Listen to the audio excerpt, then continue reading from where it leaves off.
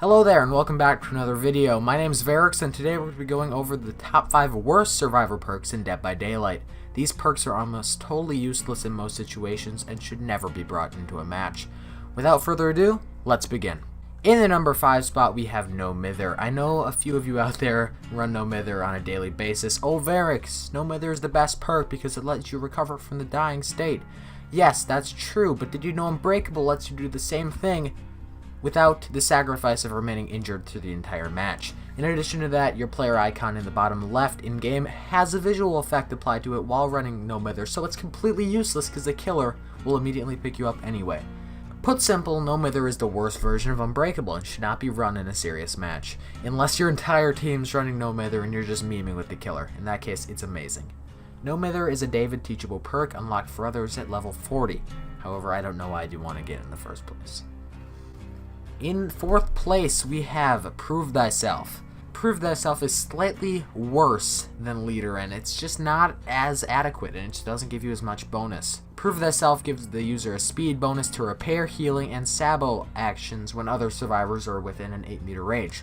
The more survivors there are, the bigger the bonus. Prove Thyself isn't the worst perk out there, to be true, as it can be useful in a few situations. Keep in mind, only a few. Prove Thyself is only ever truly powerful when all survivors are on the same generator, and that rarely happens because everyone has self-heal and urban evasion and everyone stays in the grass and never goes near each other. Due to that, Prove Thyself earns the number 4 spot on my list. Prove Thyself is unique to Dwight Fairfield until level 35, after which its teachable version can be learned and taught to other survivors. Next up, in 3rd place, we have No One Left Behind. No One Left Behind grants 100% more blood points in the altruism category and is completely useless to run in game unless you're farming for points, in which case, run it all you like, as well as letting you perform those actions slightly quicker. A better alternative to this perk is to simply burn an altruism offering. That doesn't consume a perk spot, and it's just a lot better for your team because that way you can run self-heal or something like that. This perk is completely useless in game and I would not recommend ever running it on a survivor. No One Left Behind is a default perk that can be unlocked for all survivors at level 1 through the Blood Web.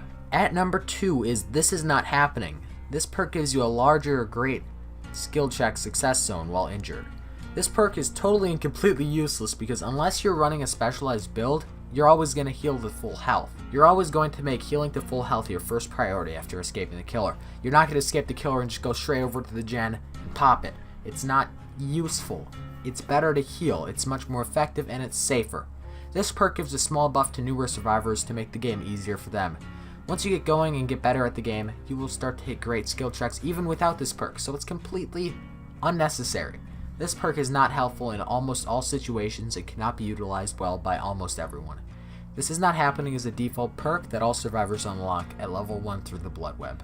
Finally, in the number 1 spot, the worst survivor perk in Dead by Daylight is Left Behind. When you're the last survivor alive, Left Behind grants you a 25% increase to repair speed.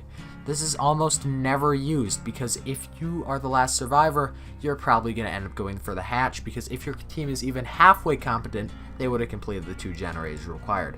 This perk is not practical unless you're a Dwight who hides in lockers the entire match until everyone else is dead.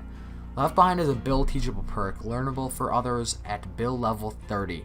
Alright guys, that's about it. As you can tell, they're pretty useless perks. I hope you enjoyed learning about the worst perks in Dead by Daylight. If you haven't already, make sure to check out my opinion on the best survivor perks in my video, Top 5 Best Survivor Perks in Dead by Daylight. You should be running the perks in that video, not these. These are just, if I see you running these, bad things will happen to you. I'll call the Russian Mafia. Thank you all for watching. If you enjoyed the video, consider giving it a like. And as always, make sure to subscribe to get notified whenever I post new content. I'll see you all in the next one. Peace.